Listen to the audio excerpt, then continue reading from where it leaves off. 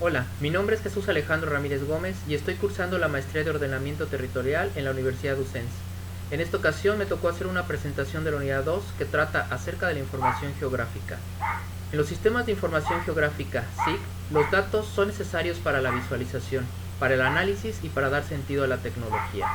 En lo referente al factor organizativo y a las personas, el rol de estas en el sistema SIG es en gran medida gestionar esos datos y tratar de sacar de ellos el mayor provecho posible. La forma en que los datos se gestionan en un SIG es un elemento vital para definir la propia naturaleza de este, así como sus prestaciones, limitaciones y características generales. En líneas generales podemos dividir esta en dos componentes principales que son el componente espacial y la componente temática.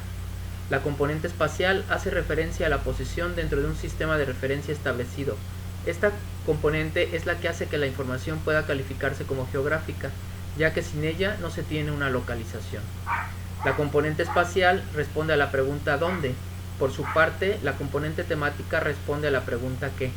Y va invariablemente unida a la anterior. La componente espacial va a ser generalmente un valor numérico, pues son de esa naturaleza los sistemas de coordenadas que permiten expresar una posición concreta en referencia a un marco dado. La componente temática puede ser de distintos tipos, numérica, que a su vez se divide en nominal, ordinal, de intervalos y de razones. Y el otro tipo es la alfanumérica. El tipo de variable condiciona las operaciones que pueden realizarse con un dato geográfico en función de cómo sea su componente temática. Además de las componentes espacial y temática, se añade la componente temporal y propone un esquema sistemático que permite clasificar en grupos las distintas clases de información geográfica y puede ser de tres tipos: fija, controlada o medida. Un concepto a tener en cuenta en la relación con las componentes de la información geográfica es la dimensión. Los elementos que registramos pueden ir desde sencillos puntos hasta volúmenes tridimensionales. En el caso de trabajar en un SIG, no tenemos el problema del tamaño físico, pero sí requieren un volumen de almacenamiento.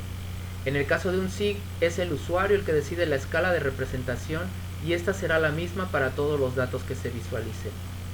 Con el uso de un SIG es posible trabajar sin problemas con todo el conjunto sin preocuparse por la integración de sus distintas partes.